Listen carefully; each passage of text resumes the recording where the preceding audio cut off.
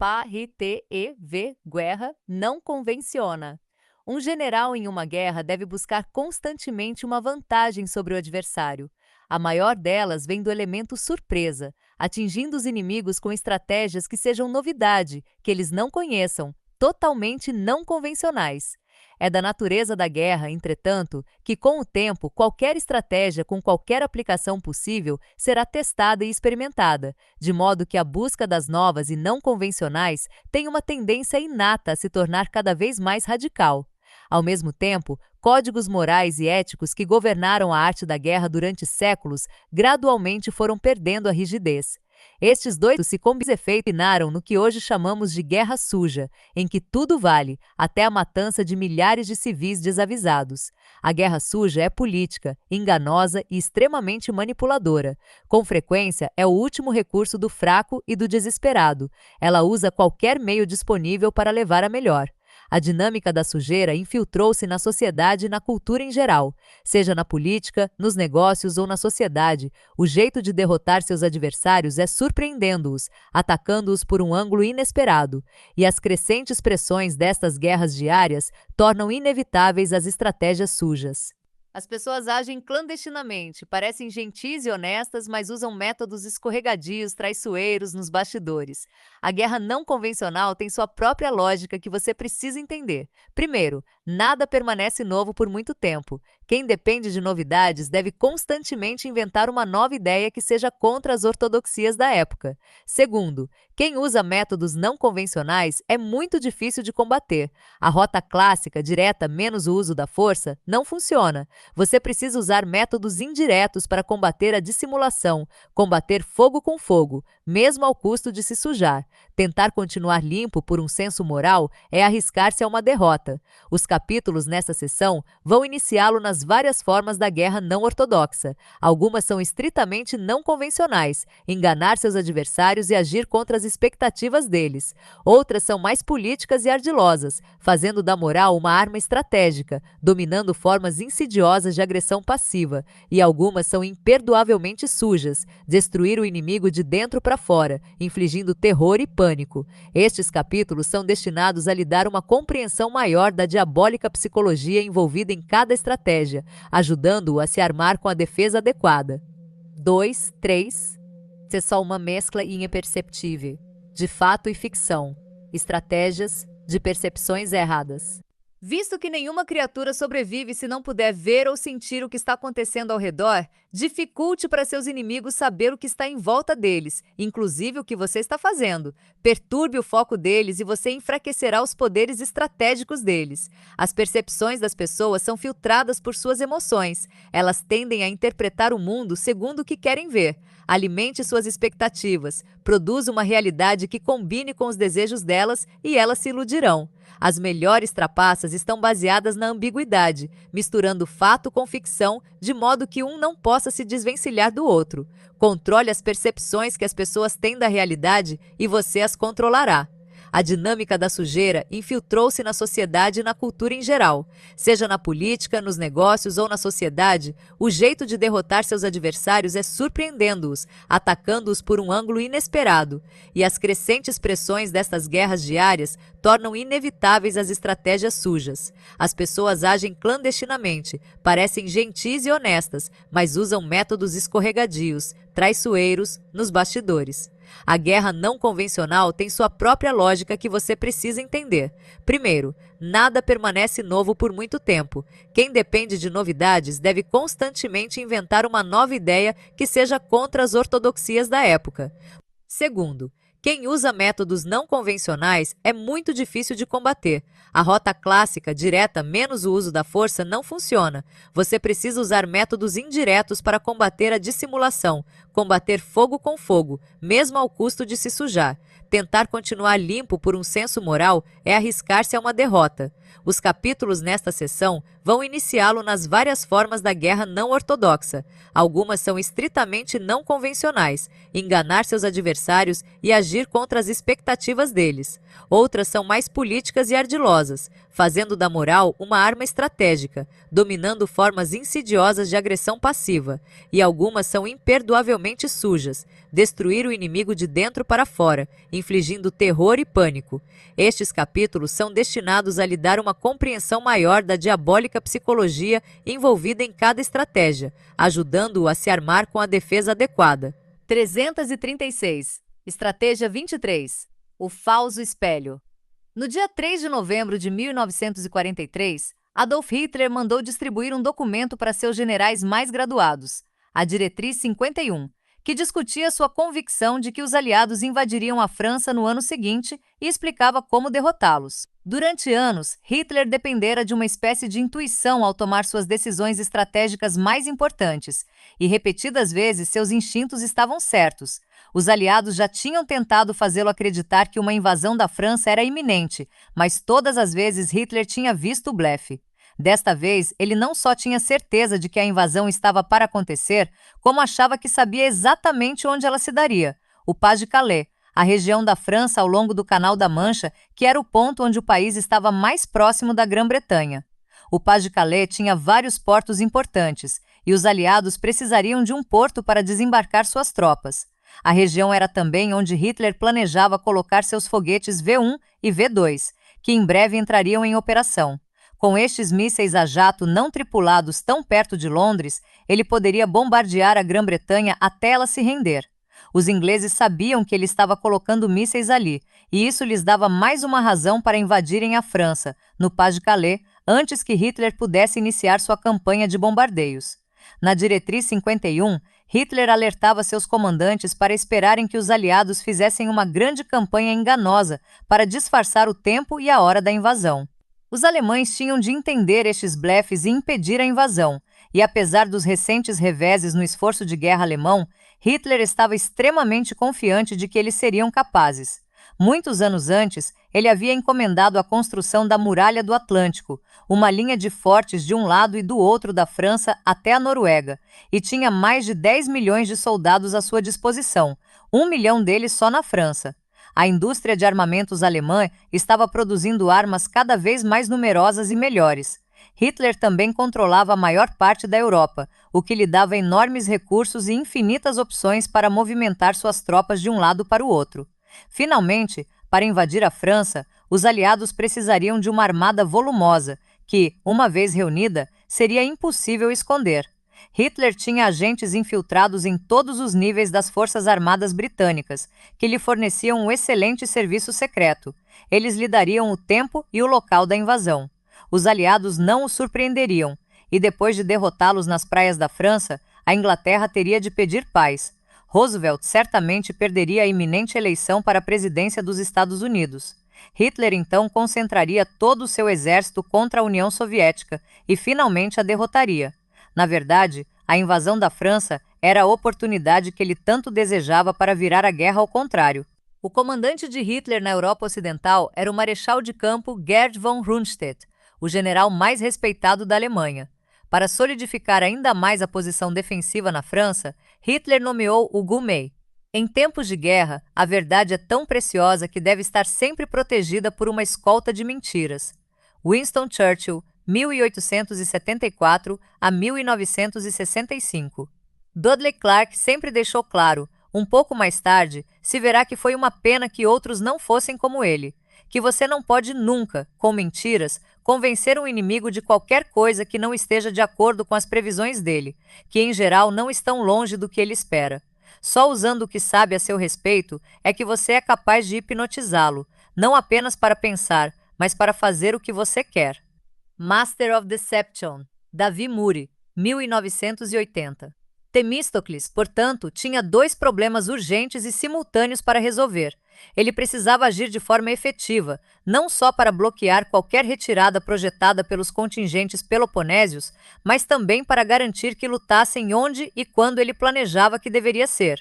E, de alguma maneira, ele precisava atrair Xerxes para que fizesse um movimento capaz de conduzir a uma vitória dos gregos, isto é, ordenando que sua frota...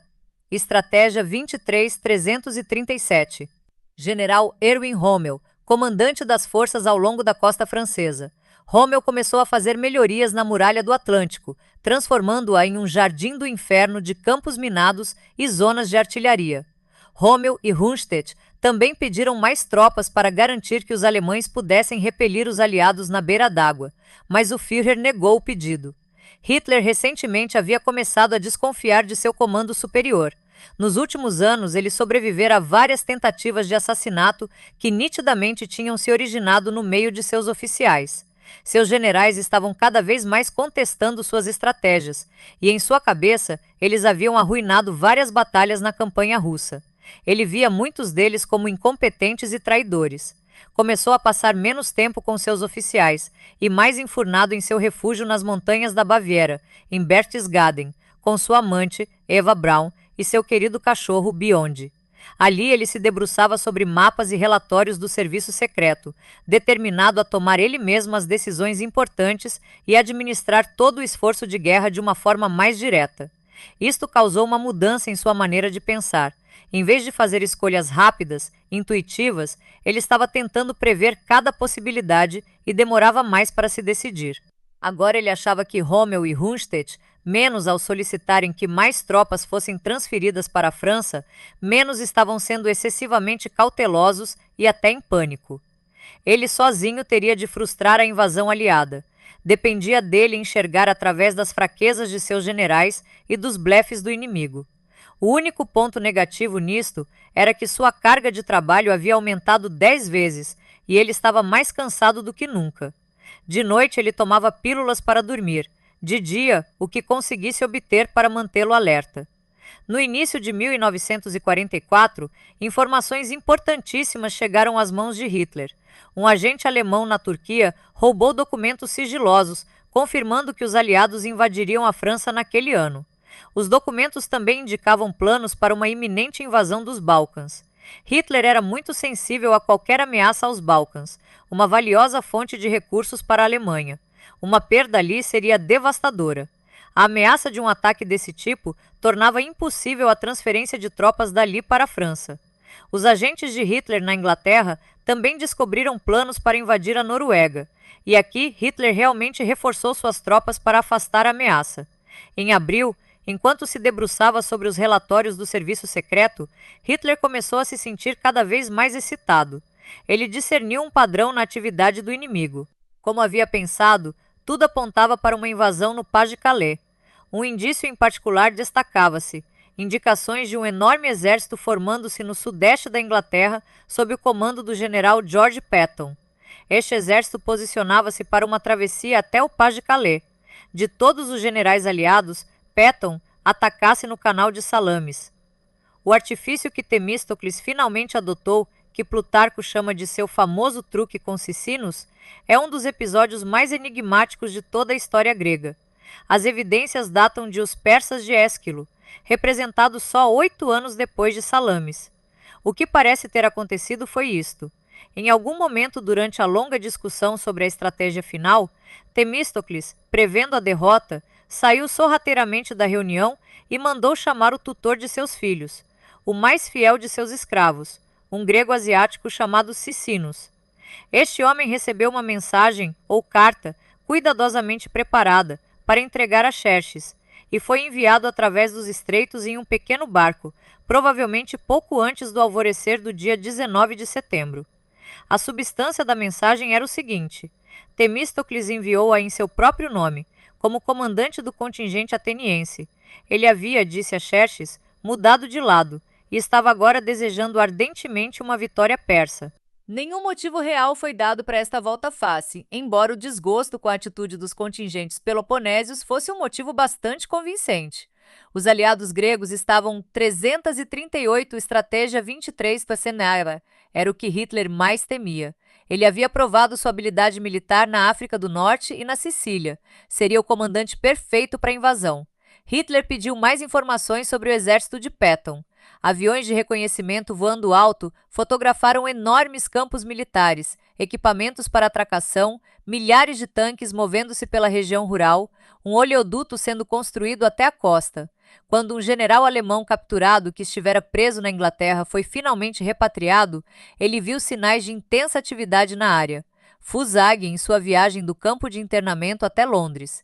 Agentes na Suíça relataram que todos os mapas da área do Pas-de-Calais haviam sido misteriosamente comprados. As peças de um gigantesco quebra-cabeça estavam se juntando. Agora só restava uma dúvida: quando isso ia acontecer? Quando abril virou maio, Hitler estava sob uma avalanche com todos os tipos de relatório conflitantes, boatos e observações visuais. As informações eram confusas, sobrecarregando sua mente cansada, mas duas pequenas informações do serviço secreto pareciam esclarecer o quadro. Primeiro, um agente alemão na Inglaterra relatava que os aliados atacariam a Normandia, a sudeste do Pas-de-Calais, entre 5 e 7 de junho. Mas os alemães tinham fortes indícios de que este homem estava operando como agente duplo, e estava claro que seu relatório fazia parte de uma campanha de desinformação aliada. O ataque provavelmente aconteceria no final de junho ou início de julho, quando o tempo era em geral mais previsível. Então, no final de maio, uma série de espiões alemães mais confiáveis viu um importante general britânico, Sir Bernard Montgomery, em Gibraltar e depois em Argel. Montgomery certamente comandaria uma grande parte de qualquer força invasora. A invasão não poderia ser iminente se ele estava tão longe. Na noite de 5 de junho, Hitler estudou atentamente os mapas. Talvez estivesse errado. Talvez o plano fosse para a Normandia o tempo todo. Ele tinha de considerar ambas as opções. Ele não se deixaria enganar no que poderia ser a batalha mais decisiva de sua vida. Os britânicos eram ardilosos. Ele precisava manter suas forças com mobilidade, caso fosse a Normandia. Afinal de contas, ele ia se comprometer antes de ter certeza. Lendo os relatórios do clima para o Canal da Mancha, menos tempestuoso naquele fim de dia, menos ele tomou sua costumeira pílula para dormir e foi para a cama. No dia seguinte, de manhã cedo, Hitler acordou com uma notícia surpreendente. Uma invasão em massa estava a caminho menos no sul da Normandia. Uma grande armada havia saído da Inglaterra no meio da noite, e centenas de paraquedistas haviam sido lançados perto da costa da Normandia. Com o avançar do dia, os relatórios ficaram mais precisos. Os aliados haviam desembarcado nas praias a sudeste de Cherbourg. O momento crítico havia chegado. Se algumas das forças estacionadas no Pas-de-Calais corressem para as praias da Normandia, os aliados poderiam ser encurralados e jogados de volta no março. Esta era esganando e não fariam oposição. Pelo contrário, você verá os que estão a favor dos persas entre eles combatendo o resto. Além do mais, eles estavam planejando uma retirada geral de Salamis, protegidos pela escuridão, que seria realizada na noite seguinte. Se Xerxes atacasse logo, segundo o princípio dividir e governar, poderia interceptar esse movimento. Ataque-os e destrua seu poder naval, enquanto eles ainda estão desorganizados, e antes que tenham unido forças com seu exército por terra. A conquista do Peloponeso se tornaria então uma questão comparativamente simples. Por outro lado, se Xerxes deixasse os vários contingentes gregos escorregarem por seus dedos e se dispersarem na direção de casa, a guerra poderia se arrastar indefinidamente, visto que ele teria de lidar com cada cidade-estado por vez.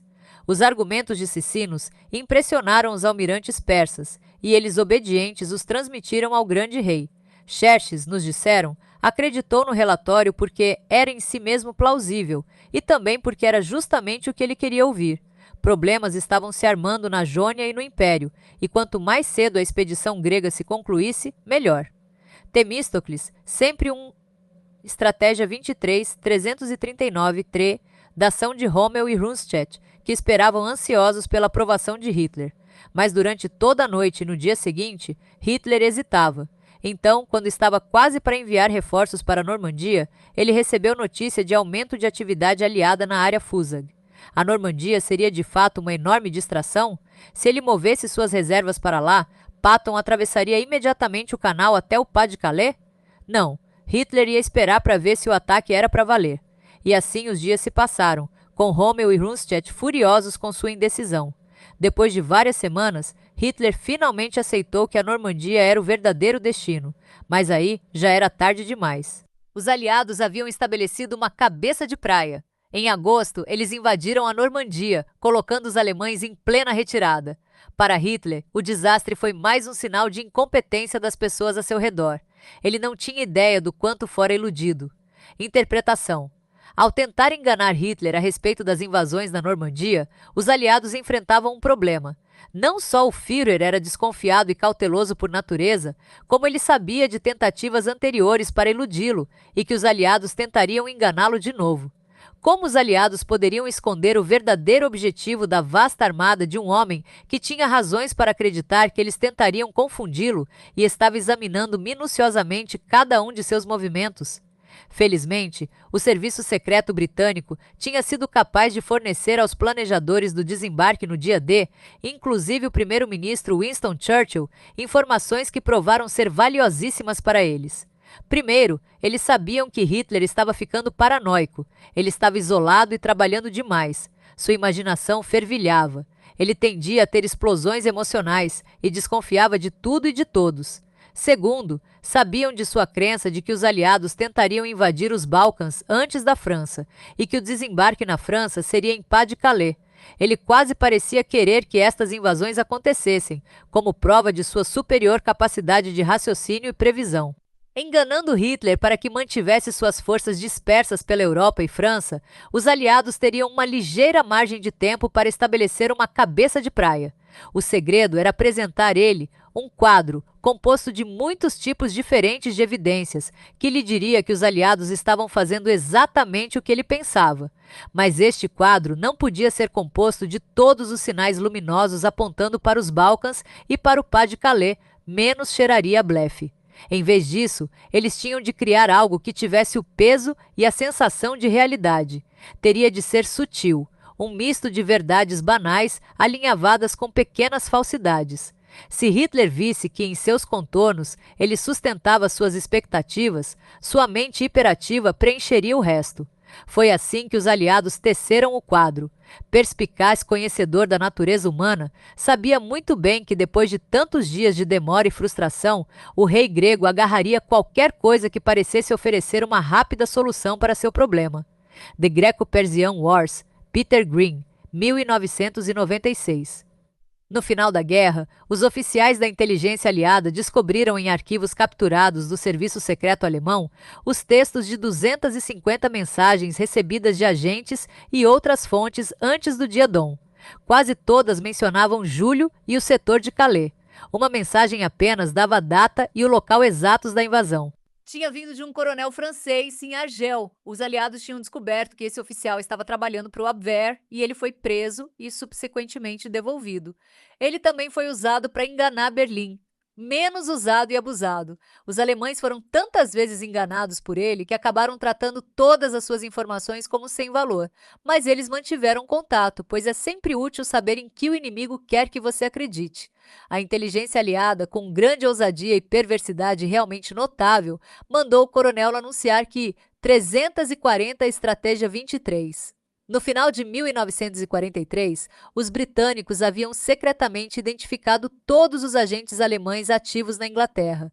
O próximo passo foi transformá-los em agentes duplos involuntários, alimentando-os com informações falsas sobre os planos dos aliados para um ataque nos Balcãs e na Noruega, digamos, e a formação de um exército fictício comandado por Patton, o general americano que Hitler tanto temia, do outro lado do Pas-de-Calais. Este exército, o Fusag, existia apenas em pilhas de documentos falsos e transmissões por rádio que imitavam um exército normal. Os agentes alemães tiveram permissão para roubar documentos do Fusag e interceptar transmissões menos mensagens cuidadosamente enganosas, mas ao mesmo tempo banais e burocráticas, simples demais para serem vistas como falsas. Trabalhando com técnicos de cinema, os aliados construíram complicados cenários de borracha, plástico e madeira, que, vistos pelos aviões de reconhecimento alemães, pareceriam um enorme acampamento com tendas, aviões e tanques. O general alemão que viu o Fusag com seus próprios olhos foi induzido ao erro quanto à rota que estava tomando em direção a Londres. Ele havia, na verdade, passado pelo exército real, a oeste do suposto local do Fusag, formando-se para a invasão da Normandia. Conforme se aproximava a data da invasão, os aliados deixavam pistas combinando fato e ficção ainda mais intrincadamente. O verdadeiro local e a hora da invasão foram plantados com um agente de quem os alemães desconfiavam totalmente, dando a Hitler a impressão de ter descoberto um blefe, quando de fato estava vendo que era verdade. Agora, se informações reais sobre o momento da invasão vazassem de alguma forma, Hitler não saberia em quem acreditar. Os aliados sabiam que os relatórios sobre a compra de todos os mapas do Pas-de-Calais, na Suíça, chegariam a Hitler, e isto teria sua própria lógica realista. Quanto às visões de Montgomery em Gibraltar, os alemães nem sabiam que estavam vendo um sósia, um homem treinado para agir como general. No final, o quadro que os aliados pintaram era tão real para Hitler que, em meados de julho, ele acreditava nisso, muito depois de já ter realmente acontecido o dia D. Por meio desses sutis blefes, eles o haviam forçado a manter suas forças dispersas, talvez o fator decisivo para o sucesso da invasão. Em um mundo competitivo, o engodo é uma arma vital que lhe dará uma vantagem constante. Você pode usá-lo para distrair seus adversários, enviá-los em caçadas inúteis, perder tempo e recursos valiosos defendendo-se de ataques que nunca acontecem. O mais provável, entretanto, é que seu conceito de engodo esteja errado. Ele não implica ilusões complicadas ou todos os tipos de distrações pomposas. As pessoas são sofisticadas demais para caírem nessas coisas. O engodo deve espelhar a realidade.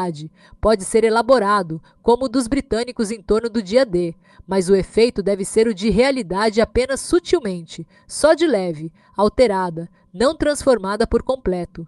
A invasão se daria na costa da Normandia, no dia 5, 6 ou 7 de junho.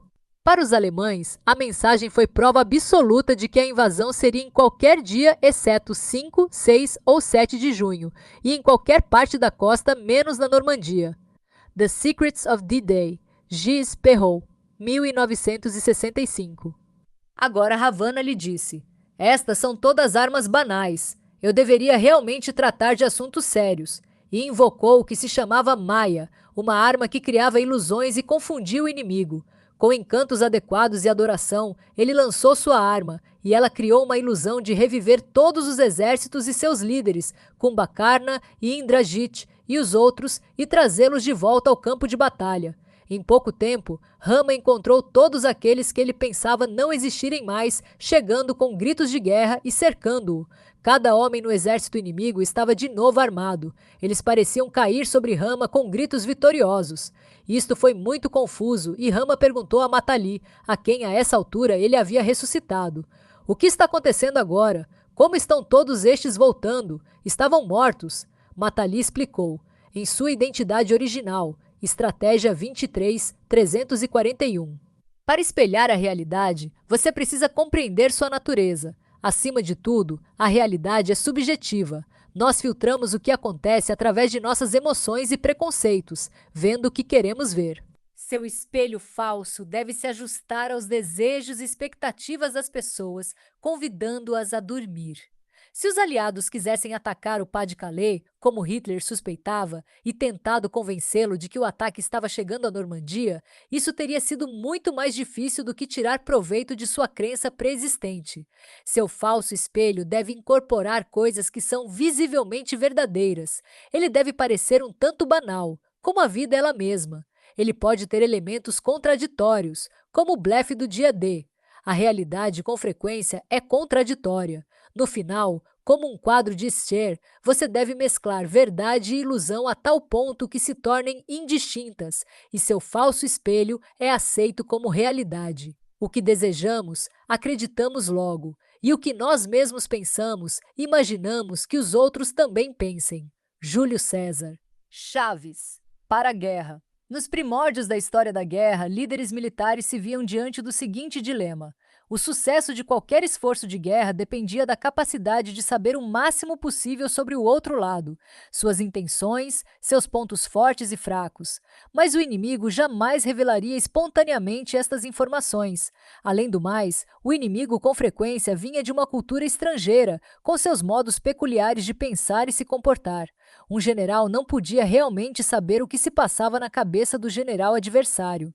Visto de fora, o inimigo representava uma espécie de mistério insondável, e na falta de alguma compreensão do outro lado, um general estaria operando no escuro. A única solução era analisar bem o inimigo em busca de sinais externos do que estava acontecendo no interior. Um estrategista poderia contar as fogueiras no campo inimigo, por exemplo, e as mudanças nessa quantidade ao longo do tempo. Isso mostraria o tamanho do exército e se ele aumentava com a chegada de reservas ou diminuía ao dividir, ou talvez conforme os soldados desertavam. Para ver para onde estava indo um exército, ou se ele estava se preparando para a batalha, o estrategista teria de procurar sinais de movimento ou mudanças em sua formação. Ele tentaria arrumar agentes e espiões para relatarem sobre estas atividades do lado de dentro. Um líder que colhesse um número suficiente destes sinais e os decifrasse corretamente poderia juntar tudo em um quadro razoavelmente claro. O líder também sabia que, assim como ele estava observando o outro lado, o adversário estava fazendo a mesma coisa com ele. Ao considerar, você é o criador de ilusões neste universo. Saiba, por favor, que Ravana criou fantasmas para confundi-lo. Se você se decidir, pode fazê-los desaparecer imediatamente. A explicação de Matali foi muito útil. Rama imediatamente invocou uma arma chamada Gnana, que significa sabedoria ou percepção. Esta era uma arma muito rara e ele a lançou, e todos os exércitos aterrorizantes que pareciam ter chegado em número tão grande, de repente se evaporaram. The Ramayana, Valmiki, Índia, código século V a.C. O verdadeiro impacto de tal estratégia é a dissipação de recursos, a criação de profecias tanto suicidas como as que se realizam, e a destruição da verdade e da confiança. Ela maximiza a confusão e a desordem, e destrói a elasticidade, a adaptabilidade, os valores essenciais e a capacidade de reagir. A chave para esta estratégia, diz Coronel John Boyd, é menos enganos e mais ambiguidade. Você precisa combinar fato e ficção para criar ambiguidade para um adversário, pois a combinação cria mais problemas, requer mais. 342 Estratégia 23. REM. Estes jogos de vai e vem, interpretando as aparências, certos estrategistas esclarecidos nas culturas ao redor do mundo tinham uma epifania semelhante. Por que não distorcer intencionalmente os sinais pelos quais o inimigo estava esperando? Por que não confundir brincando com as aparências? Se o inimigo está contando as nossas fogueiras, assim como nós estamos contando as deles, por que não acender mais fogueiras, ou menos, para criar uma falsa impressão de nossa força? Se eles estão acompanhando cada movimento de nosso exército, por que não movimentá-lo em padrões enganosos ou enviar parte dele em uma direção como isca? Se o inimigo infiltrou espiões e agentes em nossas fileiras, por que não alimentá-los com informações falsas? Um inimigo que pensa saber nosso tamanho e nossas intenções e não percebe que está sendo levado na direção errada, agirá com base em seu falso conhecimento e cometerá todos os tipos de erro. Ele vai movimentar seus homens para combater um inimigo que não está ali. Ele combaterá com as sombras. Pensando assim, estes antigos estrategistas criaram a arte do engodo organizado, uma arte que acabaria se infiltrando não só na guerra, mas também na política e na sociedade em geral. Em essência, a farsa militar é a sutil manipulação e distorção de sinais de nossa identidade e propósito, a fim de controlar a visão de realidade do inimigo e fazê-lo agir com base em suas percepções erradas. É a arte de administrar as aparências, e ela pode criar uma vantagem decisiva para o lado que melhor a usar. Na guerra, onde os riscos são tão altos, não existe nenhuma vergonha moral em usar a mentira.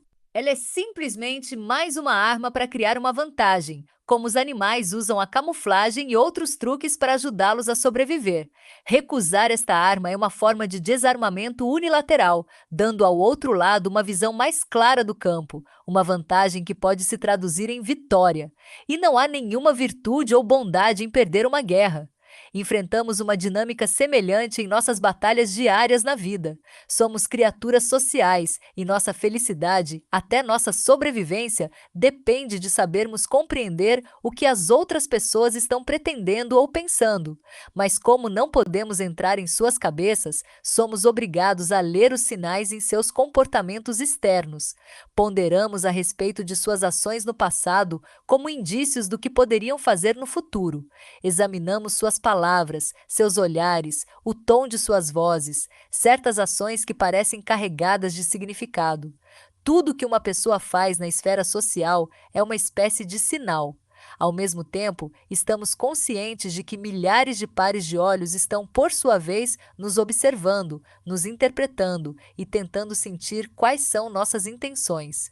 É uma batalha sem fim sobre aparência e percepção. Se as outras pessoas podem entender o que estamos pretendendo, prever o que vamos fazer, enquanto nós não temos nenhuma pista a seu respeito, elas têm uma constante vantagem sobre nós que não podem deixar de explorar. Tempo para descobrir e levanta mais questões do que simplesmente acrescentando falsas informações. Como um exemplo, ele lembrou a história de um grupo de alemães depois da invasão da Normandia que haviam roubado uniformes e jipes americanos. Eles rodaram por toda a região rural da França, mudando todos os sinais na estrada para confundir os aliados conforme avançavam. Em breve, os americanos descobriram que a direção havia sido invertida e simplesmente fizeram o oposto do que os cartazes indicavam. Teria sido muito melhor se os alemães mudassem apenas uma parte dos sinais, um terço ou metade, e criado ainda mais problemas para os americanos. Criar ambiguidade quanto à precisão dos cartazes e prolongar o tempo que levaria para descobrir o problema teria sido muito mais eficaz do que mudar todos os cartazes. Mind of War, Grant T. Hammond, 2001. Estratégia 23.343. É por isso que, na esfera social, aprendemos desde cedo a usar a mentira. Menos dizemos aos outros aquilo que eles querem ouvir, ocultando nossos verdadeiros pensamentos, fugindo à verdade, enganando para dar uma impressão melhor.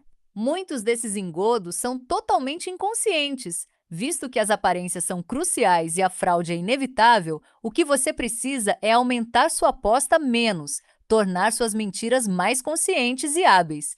Você precisa ser capaz de disfarçar suas manobras, deixar as pessoas desequilibradas, controlando as percepções que elas têm de você e dos sinais que você emite. Neste sentido, há muita coisa que você pode aprender com as artes milenares do engodo, que estão baseadas em leis eternas da psicologia e são infinitamente aplicáveis às batalhas da vida diária. Para dominar esta arte, você precisa aceitar que ela é necessária e encontrar um prazer criativo ao manipular as aparências, menos como se você estivesse dirigindo um filme. A seguir, temos 6 formas principais de engodo militar, cada uma com sua própria vantagem. A falsa fachada. Esta é a forma mais antiga de engodo militar. Originalmente, ela implicava fazer o inimigo acreditar que se era mais fraco do que na realidade. Um líder fingiria uma retirada, digamos, colocando uma armadilha para o inimigo cair, atraindo-o para uma emboscada. Esta era a tática preferida de Sun Tse. A aparência de fraqueza muitas vezes desperta o lado agressivo das pessoas, fazendo-as trocar a estratégia e a prudência por um ataque emocional e violento. Quando Napoleão se viu em número menor e em uma posição estratégica vulnerável antes da Batalha de Austerlitz, intencionalmente deu sinais de estar em pânico, indeciso e assustado. Os exércitos inimigos abandonaram sua posição forte para atacá-lo e caíram direto em uma armadilha. Foi sua maior vitória. Controlar a fachada que você apresenta ao mundo é a técnica de engodo mais crítica. As pessoas reagem de forma mais direta ao que veem, ao que é mais visível aos olhos. Se você parece mais esperto, se você parece mentiroso, eles levantam a guarda e será impossível enganá-los. Em vez disso, você precisa apresentar uma fachada que faça o oposto, desarme suspeitas. A melhor fachada é a fraqueza, que fará o outro lado se sentir superior a você, de modo que ou eles o ignoram ou são atraídos para uma ação agressiva no momento errado. Quando já é tarde demais, quando já estão comprometidos, eles podem descobrir da maneira mais difícil que você não é tão fraco assim, afinal de contas. Nas batalhas da vida diária, fazer as pessoas pensarem que são melhores do que você, mais espertas, mais fortes, mais competentes, quase sempre é o mais sensato. Você terá fôlego para traçar seus planos, para manipular. Em uma variação desta estratégia, a fachada de virtude, honestidade e integridade é com frequência o disfarce perfeito em um mundo político. Estas qualidades podem não parecer fracas, mas servem à mesa. Javé disse a Josué: "Não temas e não desanimes. Toma contigo todos os combatentes. Levanta-te, sobe contra Rai. Vê, eu entrego em tuas mãos o rei de Hai, seu povo, sua cidade, sua terra. Tratarás Hai e seu rei como trataste Jericó e seu rei. Nada tomareis como presa, senão os despojos e o gado. Arma uma emboscada contra a cidade, por detrás dela. Levantou-se Josué com todos os combatentes para subir contra Ai. Josué escolheu 30.000 homens valentes e os fez partir de noite, dando-lhes esta ordem: Atenção! Armarei uma emboscada contra a cidade, e quando o povo de Ai sair contra nós, como da